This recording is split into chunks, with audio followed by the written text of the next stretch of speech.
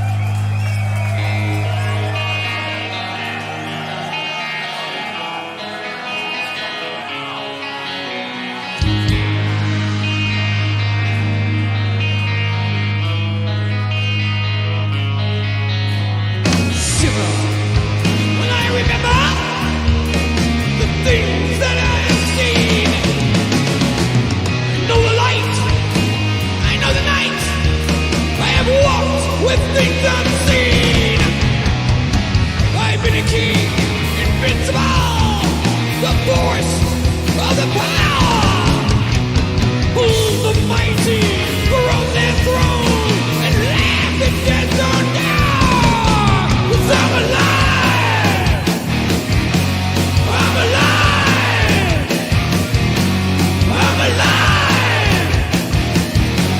I'm alive. Roam the world in search of life. Death followed in my wake. I search for truth. I want the truth and learn more than I can take. I walk the roads of mystery. It's aged me but too soon. I prayed the piper, prayed him well, but he still calls the tune. I'm alive, I'm alive, I'm alive, I'm alive.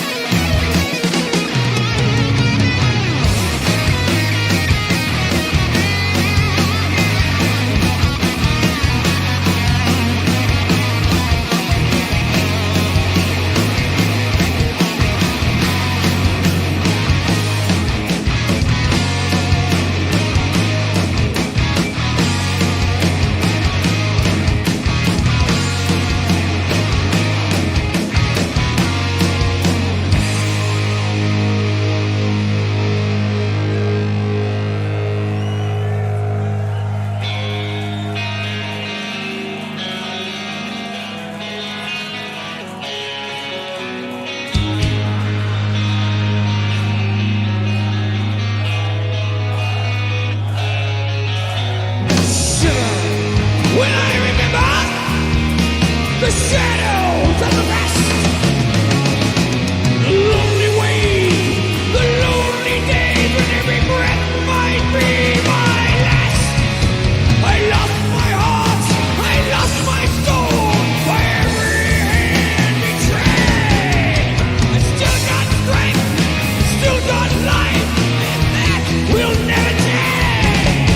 'Cause I'm alive, I'm alive, I'm alive, I'm alive.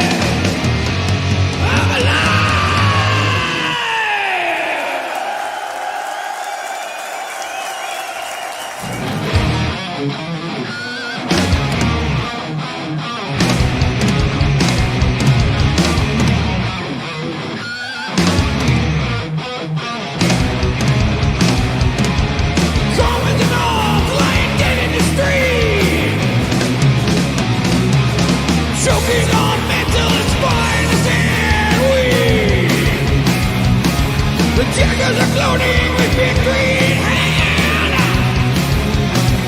But the last true believers rise up from the land. Yeah, come on, join the Legion. Yeah, come on, join the Legion. Come on, join the Legion! Come on, join the Legion!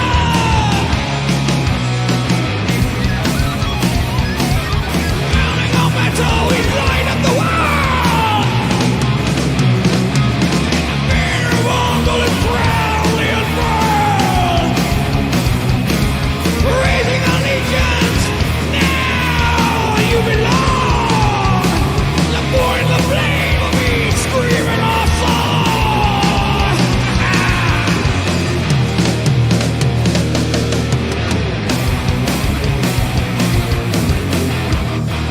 Come on, join the Legion. Legion.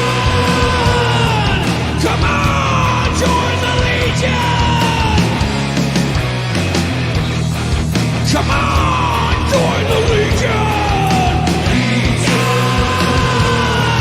Come on, join the Legion!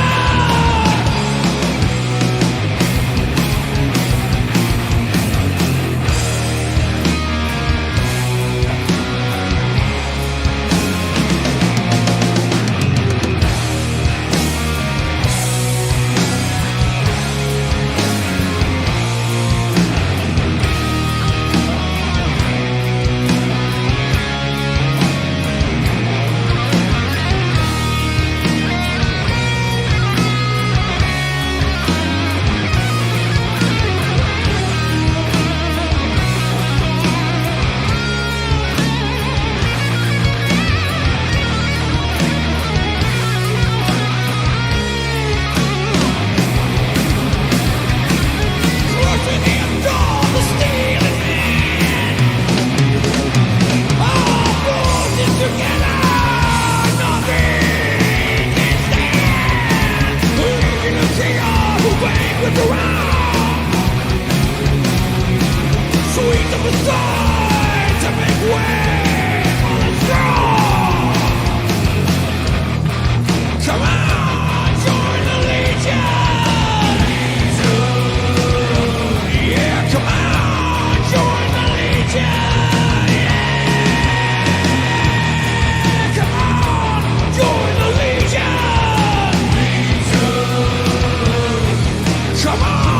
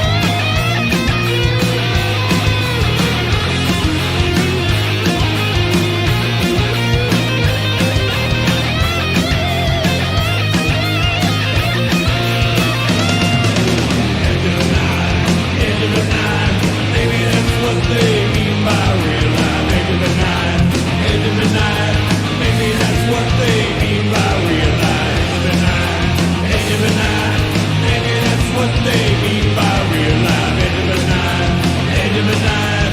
Maybe that's what they mean by real life.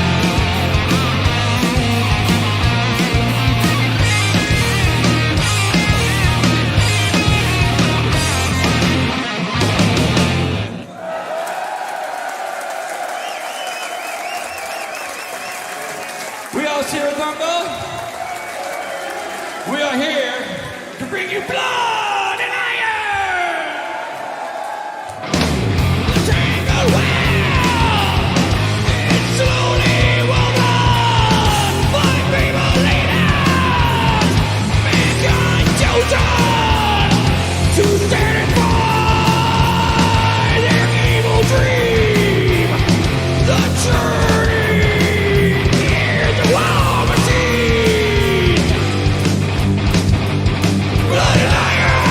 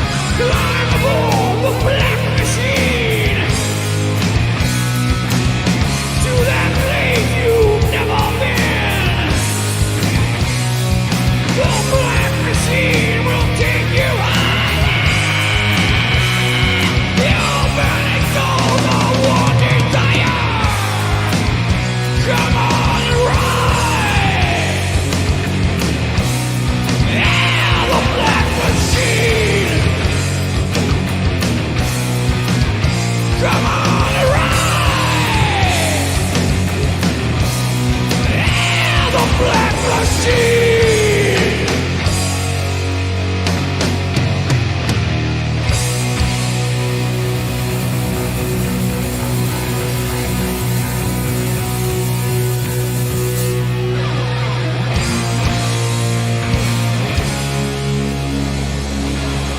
We're gonna go back. The very first album.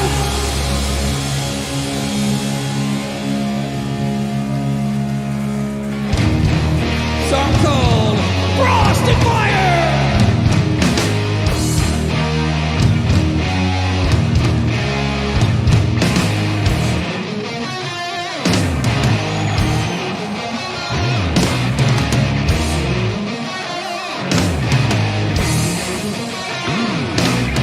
Tales that speak of frost and fire. Feel the burn and the fighting fire. Frost returns and the fire when it's going. Pouring rain on the sand, the time. I feel it burning, and I feel the breeze. The brawl, the fire, it burns inside of me.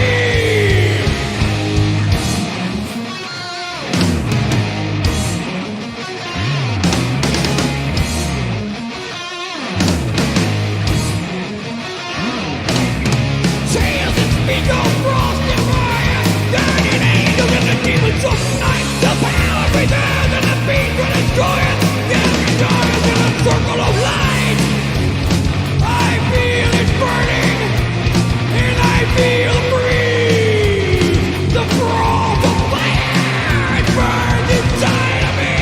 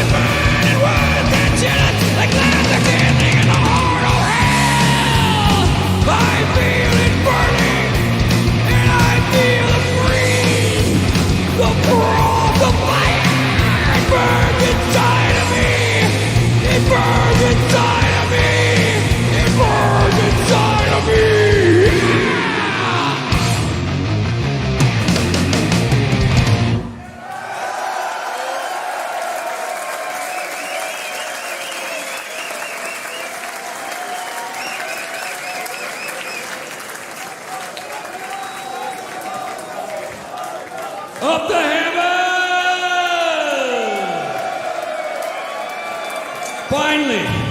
Finally, we lived the dream together. Thank you.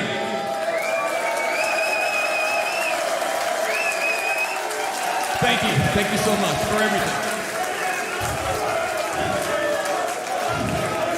This one's from Manolis.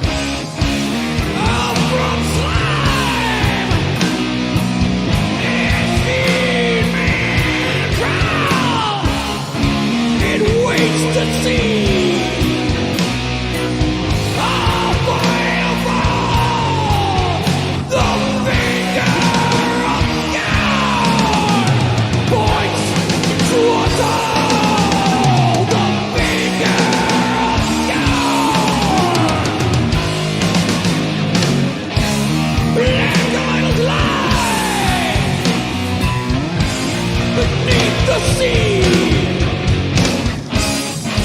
They hold the secrets of our destiny.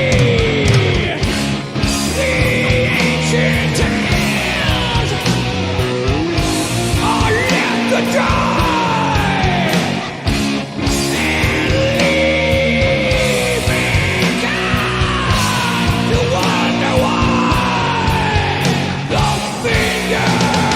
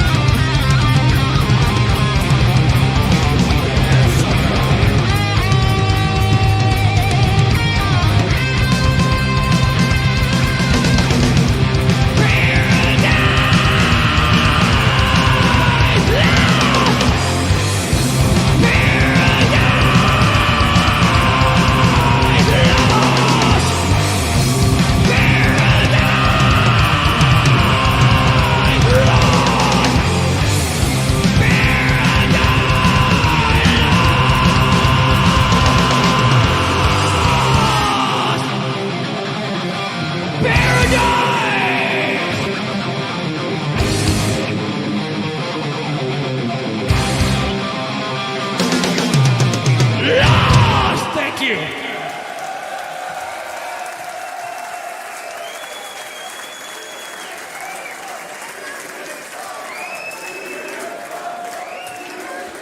Thank you. Thank you so much for everything, for all the years. We love you. Thank you so much.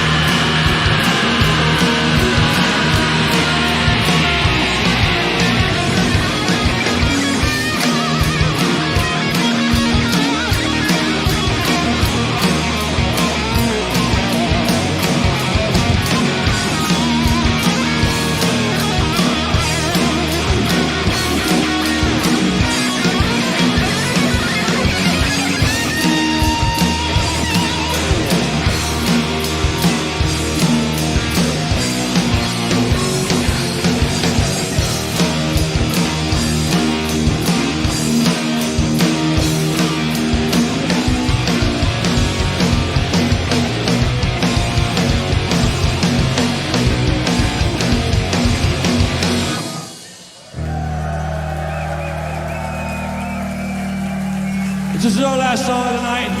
Cirith Ungol.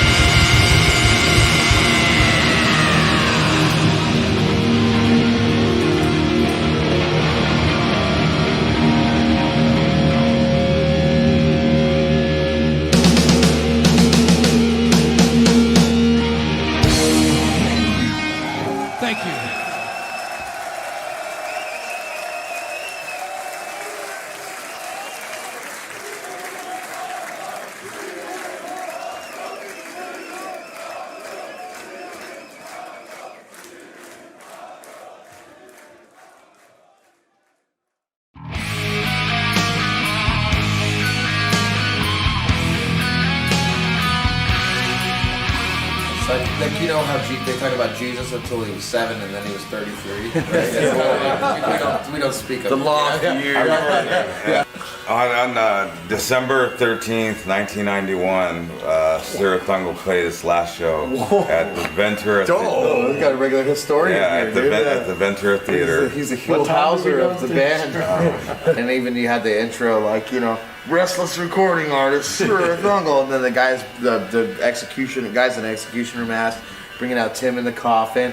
They played Fire, and Rob had the flash paper back there. You know, it was totally perfectly timed, which blows my mind because now we can't even start a song on time. But no, yeah, I mean that was the whole thing. I mean that becomes a classic thing, you know, and you can see the audience of how small it is, and I think that's what those people. Yeah, but there was a big crowd back behind. Ventura's kind of not necessarily like Greece. It's not a metal town. There were 35 people right in front of the stage, but there was also 3 or 4 levels back in a balcony where people were sitting. They were too lazy to actually stand up. So I mean, there was several hundred, at least 300 people there. Only 35 were like, you know, actual fans. Actually well, no, they actually wanted to stand up and get right in the Yeah, that's all here. That's all. But if you look at it, I mean, the band is playing very well. You know, everything is. It's a well-rehearsed band. You know, and the show is there, the showmanship, the stage performance. You know. But yeah, that was the end, you know? Yeah, as great as you said it was, we came back to the banner room the next day and everyone quit except for me and Tim. So it was like you put everything you can into it, you know, you do 4 records, you know, all this other kind of stuff, and I mean, this doesn't look like it's going to happen, so I mean, at that time, we just kind of just went, you know, I mean, I think this is it, so. You know, we took like a, 20-year break? 25. 25-year break, man. It's amazing. The whole time we broke up, all of us, you know, either starting families or like just, I had a day job that I had right after the band started, and I actually kept through it, helped support the band, and when the band broke up, I kept working at my day job. Greg was working as an engineer in Los Angeles, Jimmy had his own contracting business, Tim's working, you know, doing a machine, you know, high stuff. No, but like high quality stuff. And no, but I mean, about once a year or so, about once a year, or even while we're broken up, you know, I get like a letter or a request or something. We do a magazine article for like a big magazine like Sweden Rock or something. You know, the band broke up, and you know they do Death like Forever. Yeah, they do like a 10-page full color article on the band. So all this stuff was going on. When the band broke up, I swore I'd never touch another drumstick as long as I lived. That's a true story. Which was kind of a hard thing. No, he said he would never touch another drumstick as long as there were scumbags in the music industry. So here's what happened. All the time, Metal Blade kind of sporadically would re-release the records or keep them in print. So people over here in Europe were getting them, younger kids. People would contact me. I'd do magazine articles, which sometimes I kind of did them grudgingly just to kind of keep the band's name alive. You know, I mean, there was no money coming in at all. So I mean, it was just something to try to keep, keep our legacy going, you know, and so I think between the magazines that were keep out, the records that were kind of still being, like I said, practically, they'd be in print for like a couple of years and they'd disappear for a couple of years and they'd come back out again. Yeah, but then the internet whole thing started, like that, so it's like a lot easier to get, you know, all of a sudden like people were able to connect, you know, I mean, people like, you know, who the hell is a Cirith Ungol fan? I mean, you don't know that. I mean, then you go on the internet and all of a sudden there's like, oh, I can type in Cirith Ungol. Oh, there's other people. Like all of a sudden there's like Facebook things. You know, oh, there's other Cirith Ungol. You know, so I mean, it all kind of came from there. I mean, that's how everything took off from like the last. It's been a big transition. Like I said, when we quit in '92, there was nothing like that. I mean, that didn't even exist. You know, and like 25 years later, I mean, there's the whole internet thing. I mean, you can just, you know, go on and find anything you want. Everything about the band, you know, everything it's all right there. So I mean, it's been fantastic. That's not totally true because we had messenger pigeons. Yeah, messenger pigeons. The signing at the Frost and Fire in 2015. 2014. 2015. Yeah, sorry. The signing, I was personally amazed at how people came from across the world to get their album signed, just to see us. That was really an eye opener for me. Yeah, people came from Russia, China, Well, Australia. see here, Jarvis. put on the festival in Ventura called Frost and Fire, the first one. And it was the first time that we'd actually all been together for like 20 years. You know, just to do a signing session, not play, not do anything like that. There was no commitment for anything like that, right? Even Flint was there. So it was like all of us and Flint, they were kind of the original guys. You know, we did a signing session, thing like that. Like Greg said, there were people from all over the world that came in, not just to see us, I mean, but there's like a lot of other great bands that played there and things like that, you know. It was the first year of the festival. And then, you know, halfway through the thing, he's like, you know, and Oliver from Keep It True and Jarvis, you know, we go, hey, let's go across the street, you know, let's go have a drink at the sushi restaurant across the street.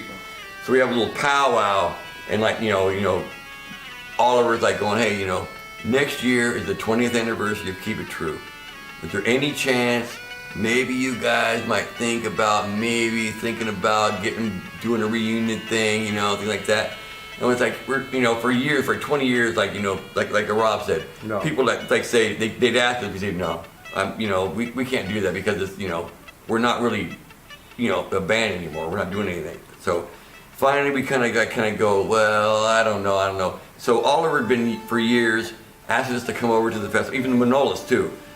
Come over to the festival. Oliver You know, called me 10 years. Yeah, for 10 years. Come over to the festival. You don't have to do anything. Just come over and to Keep It True, or come over to Up the Hammers, just to hang out. You know, there's no nothing. Just come over and see how it is. We'd always go, no. You know, I mean, you know, it's blah blah blah. So finally, 2015, Rob and I come over to Keep It True in Germany. 2016. And 2016, yeah. And just saw the people there. You know, just to meet everybody. It's like you walk through the crowd. It's like everybody got like Cirith Ungol patches and like just battle jackets. I mean, it's like, it was amazing. I mean, that's really. And at the same time, like I said, it went on for yeah, two and a half. Yeah, we're like hours. just signing stuff, and it's like, you know, and then we get back to Ventura, and we go, you know, and like I said, if it wasn't for Jarvis here, I mean, none of this would have been happening. Yeah. I mean, you know, he was the main guy that kind of like, you know, said, look, there's people out there that want to see this, you know, you guys. I'm not saying this for me. He said, you know, you guys never got what you deserved back in the day, because he's #1 supporter of the band, besides being in the band. You know what I mean? So I mean, it's kind of like he's the guy that like convinced us to say, you know what? There's people out there that really like what you did all those years ago, and there's still the people that want to see it today. So you know, let's see what we can do. You know, maybe we can do it. There's no thing. So, you know, we go to at the Great Night Demons rehearsal studio. They go down there and they told Rob, just come down there and beat on the drums. I'll tell a story. Yeah. Okay. Jarvis has been contacting me for For a long time through a personal friend I worked with, and then Oliver called me a couple of times, and then there's a Greek connection to this, and it's funny. It's kind of like a joke, but someone called me. Oh no. His phone number is on all the albums. Yeah, and it's as still my contact. still my current phone number. You don't have to say that. But okay. But you know, there's a time, 10-hour time delay, and so in the middle of the night, like, He gets a phone call from Greece. but I mean, I would get these like 15 years ago. I know, but I'd get these all the time. And then anyway, one guy called and he goes, why don't you come to Greece and play at a show? And I said, well, the band's broke up, we're not gonna ever do that. And then he says, well, why don't you just come over to Greece just to visit, And he goes, we'll pay your way. And I said, no, it's over. You don't feel bad about doing that. And then the guy goes, come over. He goes, we will put you in hospital. And I think, later on I was thinking he probably, my Greek is way worse than everyone's English, but I think what he meant was we will show you a hospitality. Yeah. And then I said, no. But no, we get the hospitality. And then he goes like this, he goes, you can sleep with our wives. Like this, and Maybe I'll come over. I'm pretty happily married at the time, but I'm actually thinking, hey, well, maybe this sounds like... That might be a good idea for a reunion tour. But then I told him no. And then Oliver would call for 10 years, and I want you to know how polite we were. He'd go, we love your band and stuff. And I was never rude. I just said, Oliver, look, I'm never going to play another set of drums ever. Yeah, and then he says, well, come over. I'll pay your way just to come over. And I said, that don't seem fair. And I know there's backstory on this. They contacted Tim. thought he was some weirdo. But they contacted Tim and they go like this. They go, you don't need those guys. You don't need those guys. Just come over and we'll find a band and you can sing with them. And he's all like, no. I don't know. This was 10 years in the making. We went to the Frost and Fire thing, and then the part that Tim didn't mention, we went over there and Oliver said, look, I've been bugging you for years. He goes, if you come to Europe, you guys can headline some major festivals. And Jarvis is sitting there and he's all like, I spent my entire life in the music business, traveling Europe. I'm a manager, I'm managing my own band, we're really successful. He goes, if you guys get back together, I will actually manage you guys. And so the two parts that we never had before fell together. People actually wanting us to play at That's a good point. at big festivals, and headline. I mean, not open up headline. Next year we'll be opening up, but this year we're headlining. And then a guy that actually knows what he's doing. It's like, Which is rare. yeah, well, Beginning. So, growing up in Ventura, California, this is like white suburban America, okay? There's like, you're close to LA, but you're not living on the Sunset Strip or by any means. So all roads for me were like, Metallica, Iron Maiden, AC/DC, Priest, Megadeth. I mean, these are the stuff you go into the stores and you see in the racks as a kid. And that really got me into rock. My dad was in a band with Michael Anthony from Van Halen. They were like best friends. And my dad decided to have a family, and Michael Anthony went and joined Van Halen, And so Good decision. yeah, well, for me, For you, yeah. but so that's right. So my parents always supported me. I knew like at that age it was like, oh yeah, Uncle Mike's here. I knew I was gonna be a rock musician. And I've done it my whole life.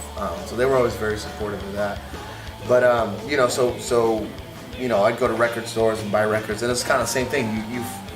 You look at the record, pre-internet, you're like, okay, you look at the cover art, you don't know what you're gonna get, But one thing for sure is that in Ventura, you can guarantee that you can go to any thrift store or secondhand store, and you will always find a copy or 2 or 3 of Frost and Fire in that bin for $1. That was the culture in Ventura in the late 80s, in the night, especially in the night, like when I was in high school in the 90s. It was like it was like a given. It would always be there, Like now it's like a Keel record or something like that, Now with the Frost and Fire, you get an original something on Liquid Flame. It's like $100 at a record store easily. But that was the thing. It was like Cirith Ungol was just a name in town. Everybody knew the name, Everybody knew the name of the band. But to us, it was not a big band. It was not like a world famous band. It was a local band. And, there's a strong tradition of Ventura of like hardcore punk, okay? Bands like Dr. No, Ill Repute, Aggression, Stolic 13, False Confession, who ended up having Scotty Morris, who formed Big Bad Voodoo Daddy.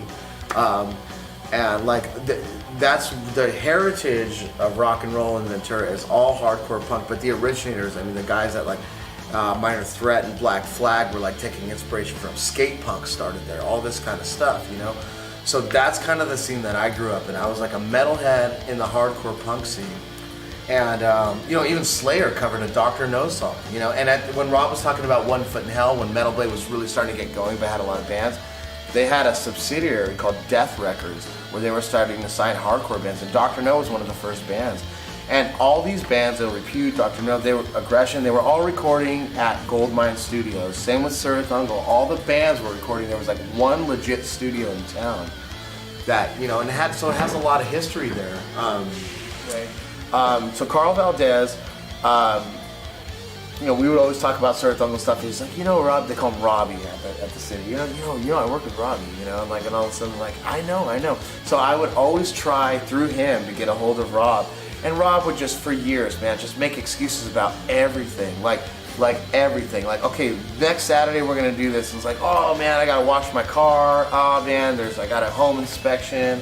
And I was just persistent as fuck all the time. Just, and then he would say, oh man, I got all this old school stuff I want to give to you. I'm like, really? And I'm like, give me like archives of the band, you know. I found out later, you know, this neighbor stops him, he's walking to the trash, throwing the master tapes in the trash. Like what, you know, like it's this kind of stuff. He was always very fan friendly. Like, oh, somebody actually cares about my band, I want to just take care of them. And you know, Rob's always like he's like overly nice, he's like overly generous, you know. But around town, you know, like his friends are his friends, you know, but otherwise it's like, you know, Rob's known as a little bit of a weirdo, you know, sometimes to a lot of people, you know. He's very like, you know, he's Rob, you know. He's one of those guys, like if he's like family to me. He's a drummer. He's like family to me, that you know. explains it, yeah. You know.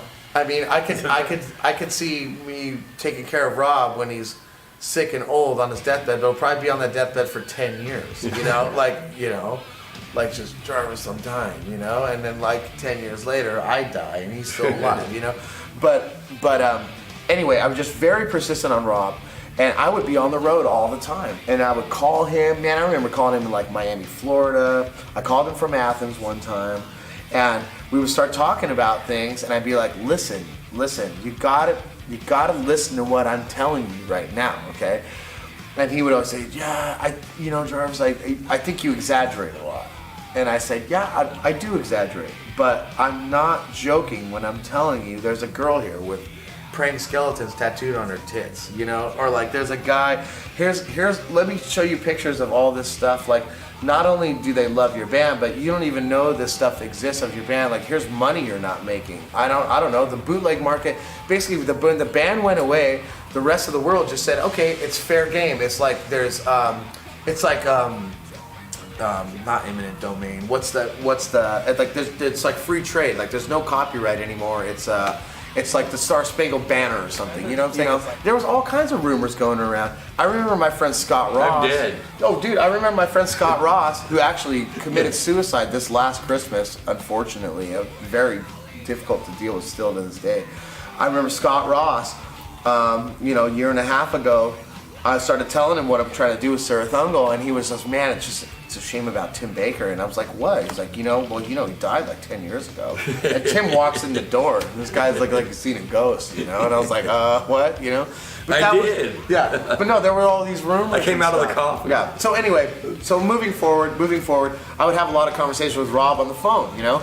And, you know, I'd want to call him for 5 minutes and go, whatever, you know, and 3 hours later, we'd still be talking. And I would just be like, okay, I would always try and come back to the subject of like, can we try? What do we know? Like, can you reach out to Greg? Can you reach out to Tim? You know, all these things.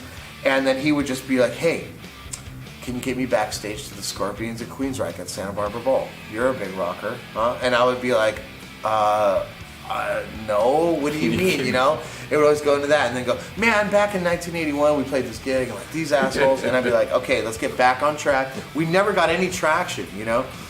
We still don't. But, so anyway, I used to sing in a soul band, and Rob came to see us. I did a retirement show, because basically Night Demon had really been taken off, and like the local paper did this huge spread and on the band, and we did this gig sponsored by the city at the Olivas Adobe, which is the oldest standing structure in the city besides the Mission. And they lit it up all pretty and nice, and it was like a big kind of family event. But you know, I'm from the metal and punk scene, so there's 500 people coming, you know, to see this band. And you know, I put on the performance of a lifetime, and it was very rock and roll in my presentation, because, you know, there was a lot of profanity, and there was like, you know, they basically gave me like the key to the city. Like the mayor came up and like honored me for my contributions, and they wrote about me in a book, you know, about the town and stuff. And you know, they didn't understand that I wasn't retiring. I was transcending into something that on a more global scale.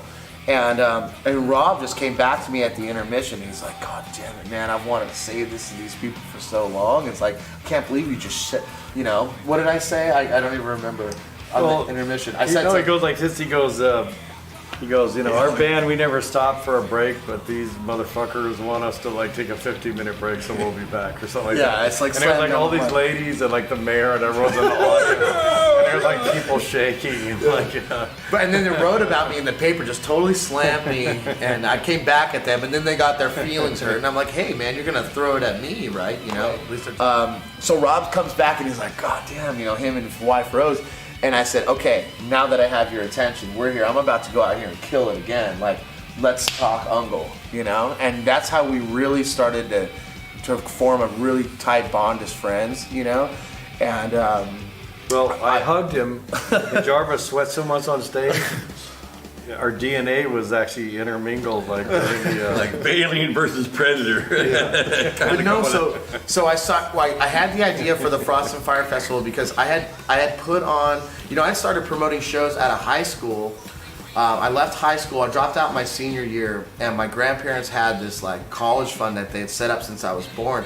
This thing had accrued like all kinds of money, and then Home Savings Bank had gone bankrupt, and they didn't report this stuff to me, and this kind of headhunter guy found me and said, hey, you know, there's all this money, that there's a class action lawsuit. And I was like, really? So I just basically gave this guy a cut, and he just gave me this boatload of money. So I started promoting shows out of high school. I was bringing bands over from Europe, like the Jesus and Mary Chain. I brought Dark Funeral for their first U.S. tour, The Gathering.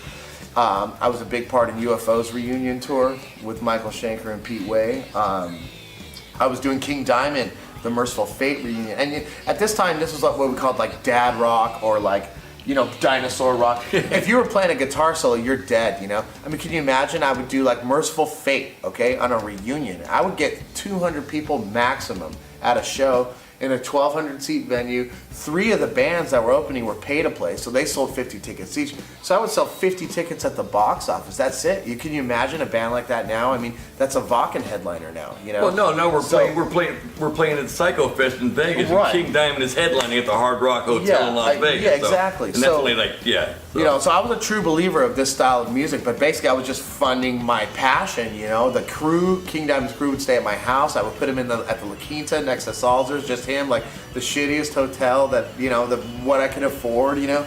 And King was great. He would be there at noon, from noon to showtime, before he put his makeup on, setting up the props, loading the gear, smoking 2 packs of cigarettes. Couldn't believe it, that guy. Anyway, I digress. Anyway, so that's my. I had a background in promoting concerts, you know, and I started touring a lot and playing with bands and stuff, and I was doing festivals and stuff like this. So I decided with Frost and Fire, I was like, you know, Night Demon travels all around the world and plays all these festivals. So not only do I have a background putting these things on, but now I know what the fans want. I know as a band how I want to be treated. I know what's right and what's wrong about all these other ones around the world. So I have a pretty good gauge of how to put on the perfect festival, you know, or at least in my eyes, what I think could be something good and successful. So I called Rob and I said, hey, I want to call it Frost and Fire. I want to name it in honor of the band because, you know, with the legacy of Ventura of heavy metal, it's our 2 bands, you know, and it's basically them. So that's it. It's a great name, and I want to do it in tribute to the band. Would you be willing to, you know, reach out to the guys and see if, you know, just come and do an autograph signing session, you know, and that's it. There's some people I want you to meet. You don't have to perform or anything like that. I was pretty easy about it, and he was like all about it. He's like, oh yeah, you know. And then there was like, you know, I had gone out to dinner with Tim, and Tim was really supportive. He was like, you know, I'm just happy that you're bringing heavy metal to this town. Like, really, he was just like, that's awesome, you know, like that is just cool that there's gonna be a heavy metal festival here, you know. So he was on board, you know, and then Rob had said he had talked to Greg, but I hadn't talked to Greg, so I ended up reaching out to Greg. And Greg's like, yeah, I'm there, that's cool. I talked to Flint, it was the same thing. Flint actually came from Vegas, which at the time I thought was a good sign because he was willing to make that commitment to come back to town all the way from there. One time. What, right? But you got to understand at the time, the initial time, I thought this was a good thing. And then I reached out to Jimmy too, you know, and like Jimmy and Rob had like some discord through the years, which I think was like blown out of proportion. But you know, Rob likes to obsess over things a lot and like replay things in his head until they become like way more than what they are. It was cool to get everybody back together, and it was like at that time, it hadn't even been like the band got back it wasn't like these guys got back together and said, okay, we're gonna go do this signing. It's like everybody just kind of showed up there, you know? And it was like, all right. And it was a really cool thing to see, you know, because the rumor is that the band was dead for years and the members were actually deceased, you know? And it's like, well, no, here you go, man. You have 5 guys that were the writers and performers, and they were on the records, you know? I mean, Jerry's gone, and it's really sad, you know? I mean, can't tell you how many drunken nights I've had with these 2 guys just watching videos of Jerry play and just going like, we're just looking at each other like, you fucking asshole. Like, why are you dead? You know, like, you know, just like, there's just magical moments that would happen, you know, even like this uncontrolled feedback, or even, you know, you can watch a video of Jerry playing and his guitar cable gets pulled out and there's no sound and it's just beautiful. You know, I did that You know, they touched on that. The guys got together and did the signing session, and like, oh man, guys were coming and going like, man, you got me through prison. You know, like I came from all these countries, you know, just to meet you. You know, and at that point, it was. I had really, you know, what everybody was saying that night was like, you guys are gonna play tonight, right? You got, you know, at least get up there and do a song. And it's like, there's just no way. I mean, again, Rob hadn't touched, he swore he would never even touch a pair of drumsticks for 25 years. As a matter of fact, 11 years before we had done this reunion, okay? His wife bought him a pair of drumsticks. It's like a stocking stuffer, okay? And he was mortified. He wouldn't even touch them out of there. She had to pull him out of the stocking and put him up in the top shelf of his closet, okay? So when I finally got... And I yelled at her. I said, why did you buy something? It's like getting kryptonite for Superman or something. Like, why did you buy something to hurt my feelings? Right. You know, I'm never going to play drums again. Why would you do this? And she's all... You know, it was like $20. No, it was like she just 20 thought it cents was for a nice gesture. Like, hey, if you ever wanted to pick it up again, it's a stocking stuffer. It's an addition, you know, it's not. So anyway, 11 years goes by and I finally convinced this guy to play drums, okay? Just at least to check it out, okay?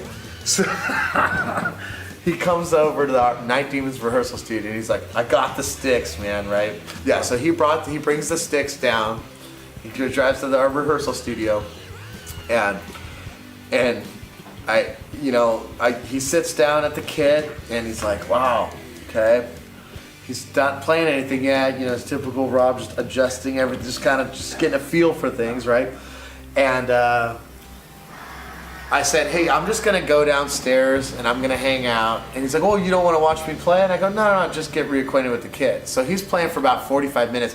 Man, it sounded like Animal from the Muppets, okay? It was just like, you know, Fisher Price, My First Kit. Like, it was like, but he was going off. You could tell. I mean, he was like really punishing these drums. But there was just no rhyme or reason. Like, it was, yeah, it was like a car crash, right? I was upset when he said he wasn't listening because that's my style is what he's describing. I wanted to give him his space, right?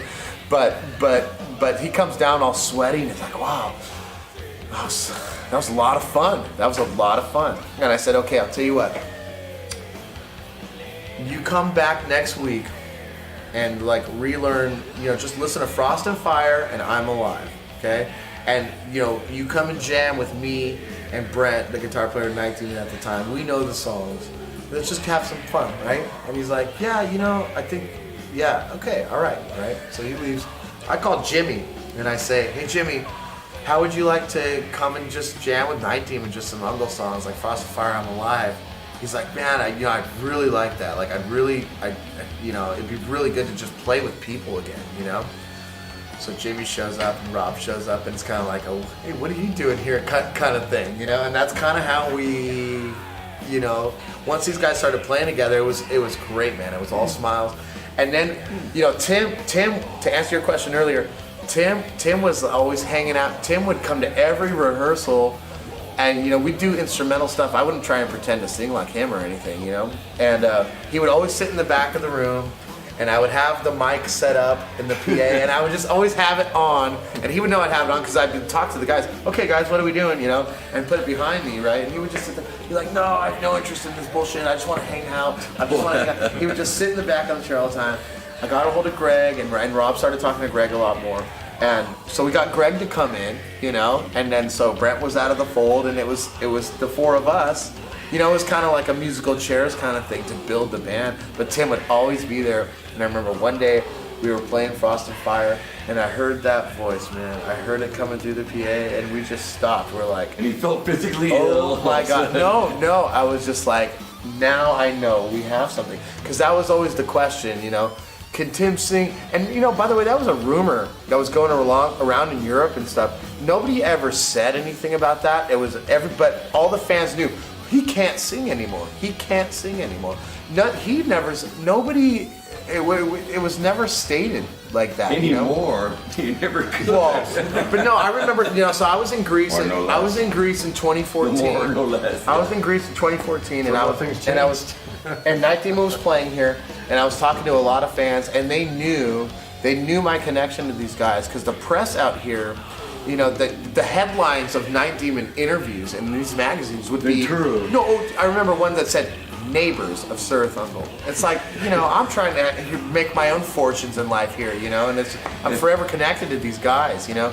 So anyway, when we started playing, it was cool. Tim put us on, you know, he's really good at like hanging out but not ever committing to anything or saying anything. So he's like, you know, he's really good at like, okay, you know, like, yeah, sounds like a good idea, but you know, yeah, whatever. And so we went to a Metal Blades Christmas party, and I was just like, it was like coming to the point, you know, Oliver wants to fly these guys over to Keep It True for a signing, and I was just like, look guys, shit or get off the pot. Like, we can't take advantage of these people. Like, are we doing this or not, you know? And then Tim actually told me that night, it's like, yeah, I'm in. So I was like, okay, like the rest is kind of history from there. But it's very interesting to see where it's come from then until now. Like with the band really being a band again, and like rehearsing in the same studio where all the records were recorded, man. This thing's like a time machine. Everything looks the same. The gold mine has a smell to it. I've been going there. No, really, I've been going there for years. Their old rehearsal space right across the street. I recorded my first records in there.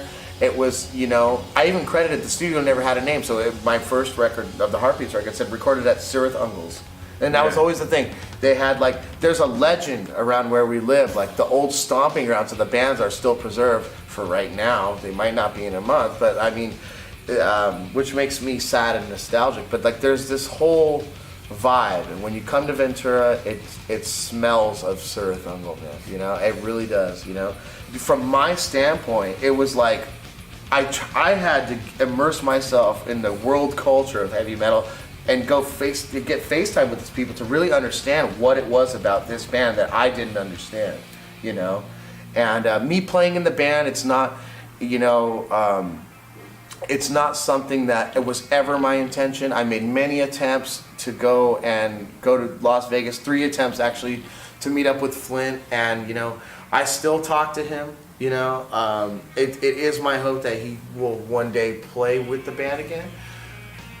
I don't know. I mean, I think, you know, it's funny. I like to say that, oh yeah, his life is unorganized, but you know, God, like a lot of our lives are very unorganized. I think right now it's just a geographical thing. You know, I think if he was a bum in Ventura, it wouldn't be a problem. You know, I think, you know, he's just Instead of being a bum. no, but really, you know, I really do. I really do. No, he said Greg lives 3 hours away, and for him to even drive up, Yeah, it's right. like a 6-hour drive to practice. Right.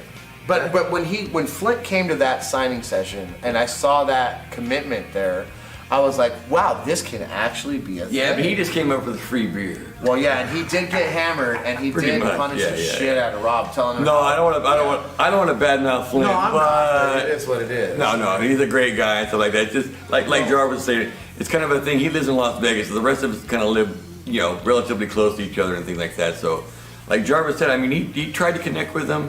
You know, he did the signing thing. I mean, we did our best to actually get him involved in the reunion. It just didn't work out. So I mean, and it's actually probably better that Jarvis is playing with us because I mean he's been around the world. He knows what he's doing. You know, he's like totally committed to it. I mean, that's the thing. I mean, we all have the commitment to do this now, and you know, trying to get somebody that lives like in a different state, especially it's like what 6-7 hours, like just driving time to get here. I mean, it was never going to work out in the first place. So I will say this though. Yeah. I will say this. Matthew, Tim's son. Oh yeah.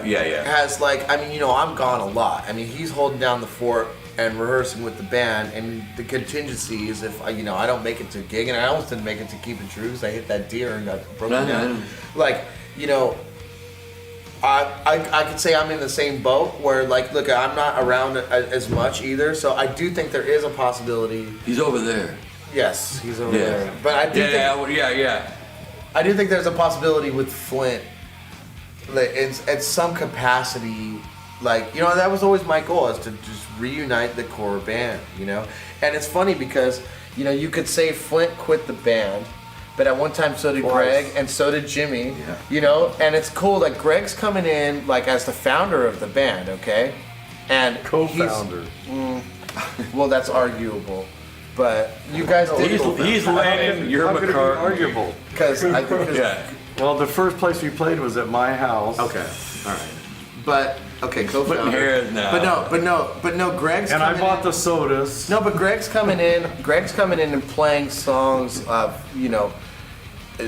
material that he wasn't a part of. He's accepting the legacy of the band, and that's what like true bands do. Like same thing when Bruce came back. Jimmy. But Jimmy was there at the end. Yeah, you know what I'm saying? yeah. So But he has to accept yeah. it, But when Bruce came back into Iron Maiden and he's doing Blaze Bayley songs, the band is like, hey, we wrote some good shit. You're in or you're out, kind of thing.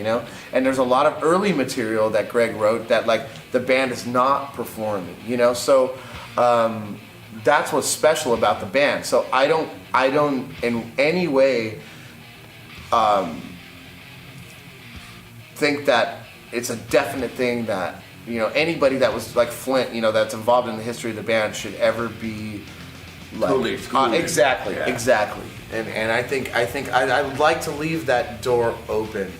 But let me throw something in here. There's not one person here that didn't want Flint to play and still doesn't want him to play, but that's a decision he has to make on his own. Jarvis went out 3 times to meet with him, and he couldn't even find the time. Well, now he says he wants to play. I know, but I'm just trying to say it's like 2 days later. But he doesn't. I think the point is, we need to see the commitment that he's willing to like. He's not just gonna show up to a gig and be like, "Hey, I'm at a bar gig." It's like, "Hey, are you gonna come and rehearse with the band and understand what's going on?" Yeah. So, Like Jarvis said, I mean, we made every effort to get the original core guys back together again, and it was like I said. Anybody that's watching this, I mean, that thinks that there was some like weird motive for him to like try to do this crap with the Cirith Ungol, and that's not even the case, man. Because we made every effort, he made every effort to get Flint back in the band, stuff like that, and we're lucky that he's actually playing with us, stuff like that. But like he said, I mean, when he's on the road and stuff, a lot of the time that we're like practicing, like it's my son Matthew that's sitting over there, that's playing the bass with the band to keep us in practicing like that. So when we actually go play live gigs, we play with Jarvis. I mean, that's just the way that we're doing it as a band. So I mean, I gotta tell him thank you for all his hard work and stuff like that. My son Matthew, definitely, yeah. and especially Jarvis. Like I said, but the original goal was to have Flint in the band. I mean, that's everybody out there has to know that. I mean, it just didn't work out, and the way things are working out now for the reunion and the things that we're doing, I think it's fantastic. I mean, it's like working out for the best. The gigs are fantastic, especially last night here in Greece. I mean, yeah, that was the best. Yeah, that was audience. the best thing we've probably done. No, like, I wasn't ever. around since ¡72, but I can guarantee you that was the best audience that the band has ever had. I mean, it had to have been. Oh yeah. I was looking out into the crowd and hearing what some of the people said. Some of the people came in, we were signing autographs, and we did 100 autographs at least. Same thing at Keep It True. We signed autographs for so long, we went through 2 full bands. And someone told us it was the longest signing session. People wrapped around the building, and we actually, some of our pins ran out of ink before they ran out of people. But I think the audience there last night, I can't say it's the best audience we ever had, because of course it was, but I can't imagine it being not the best audience that any band's ever had anywhere. I mean, if you look at the level of emotion and stuff that people had, and earlier in the day, people came up to us and they said, I listened to your first album when I was 11, or when I was 9, or when I was 13, and I've waited my entire life to see your band play. And I mean, that's. Yeah, what do you say to that? Yeah. But that's really what I wanted to hear you say all these years, okay? Because, I'll be honest, man. I'll be honest. Like, I feel like Rocky, Balboa, Not your rock. No, really. I mean, reforming this band has been the greatest accomplishment of my life, and everybody said I was crazy. They said it would never happen. They told me for years. They told me in Europe. They told me everywhere else. They told me it will never, ever, ever happen. You're out of your fucking mind. And I said, I'm gonna make this happen. I played in front of some emotional audience, and like I said, I haven't been, I never saw the band in those days. I remember going to shows and knowing when they were playing. I couldn't get into Club Soda and the 21 other venues and stuff, but I mean, I know. Look, I've got newspaper articles from '78 that says, Cirith Ungol's heavy metal is still tin. I got newspaper articles from '91 of these guys playing, and Bill Losey, our local writer there, going like, "Hey, these guys have this international fan base, but where are the fans?" Like, I know for a fact that, and I was on stage at Keep It True. I was on stage at Frost and Fire. It was a very magical night. Okay, but crazy malacas, dude. I mean, seriously, to see a big grown man cry, it's just like it's kind of scary. It's magical, a little. I think. Yeah, but no, it's just like I at one point I went to Jimmy last night, and I said, let's stop singing the backing vocals. Yeah. Just stop. Like, let's let them carry us. Because Tim even was, we weren't doing harmonies anymore. Because Tim was just like, hey man, this is you, and. I saw grown men cry because they ran out of XL T-shirts. Up the hammers. No, And that was So yeah, me. Cirith That Ungol was did. me, Cirith Ungol is a sellout every fucking night. That's it. That's how this band sold out. Yeah. We did the Frost and Fire, we did Keep It True and stuff, and it's everybody always said, "Oh no, wait till you come to Greece. Wait till you come to Greece, man." So you're kind of going like, "Yeah, okay." People came into Frost and Fire. We did Keep It True and stuff, and it was like everybody's like, "Oh no." And man, they were right, man. It was the crowd was just. It was. Yeah, I was just freaking out, man. Like standing, the whole crowd was like just, every word, every chord, everything is just like, it's fantastic. It was like, it was almost like you're back like 25 years ago. We should have been here then, But finally, like I said last night, we finally got to live the dream together, And that's how I felt last night. Just the crowd, the reaction, like everybody on stage. You could just feel it, man. It was just like, it was almost magical. I wish we were doing it again tonight, really. I wish we could do that every night. Because it was probably one of the best nights of my life. So, I'm sure everybody feels the same way. So it was like, thank you to everybody out there, that's watching this, everybody that came to the show. It's been so long that this should have happened, back then and stuff. Everybody always says, we love your band, this and that. We finally all got to be together and stuff, and it was just, just wonderful, man. It's just once in a lifetime. I hope it's not once in a lifetime, but it was like, it was an incredible experience, and I'll never get over it. It was fantastic. So. Oh yeah, well, I was amazed at the reaction when we played Frost and Fire. Frost and Fire Festival. I was amazed at the reaction at Keep It True. I didn't expect Up the Hammer could top that, but yeah, it was just incredible. At one point I was ready to cry on stage. All the people. Because they ran out of XL T-shirts. No, I was going to cry because I thought we'd have to play the whole set over again. Yeah, I know. Yeah. We should have. That'd be fun. Yeah. Well, see, that's a running joke with the band. We play the whole set. We kind of go, oh, now we're warmed up. What? We should just stop and go, oh, by the way, we were just warming up. Now we're going to start doing the whole thing. We'll just do it all over again. But we almost did that last night. So that great. That was You ran out of songs. Yeah, it was bizarre. It was like so cool, man. It was awesome. I think when I look back on it, you know, what really kept me going is just seeing the faces of people, the emotions, and humming like the guitar parts along with me is amazing. That's a crazy. He told me And there was a beautiful woman. I was gonna out in the say, crowd. whoever she is, if you're watching, you are beautiful. There was a beautiful woman that was right down on the front of the stage, and she kept me going the whole time. We need to see more beautiful women at the shows. I know this is a manly metal band, but you know, but anyways, it was great. And then we did a second encore, which we didn't plan on. Yeah, we've never repeated a song. Yeah, we repeated a song, but it was great. And that's when Manalis he crowd surfed, and that, for us that was awesome to see. Yeah. And I remember Jarvis coming over to me, and we kind of said a joke like we were playing the Black Machine, but we should have sang the Greek Machine. Yeah. So it was But great.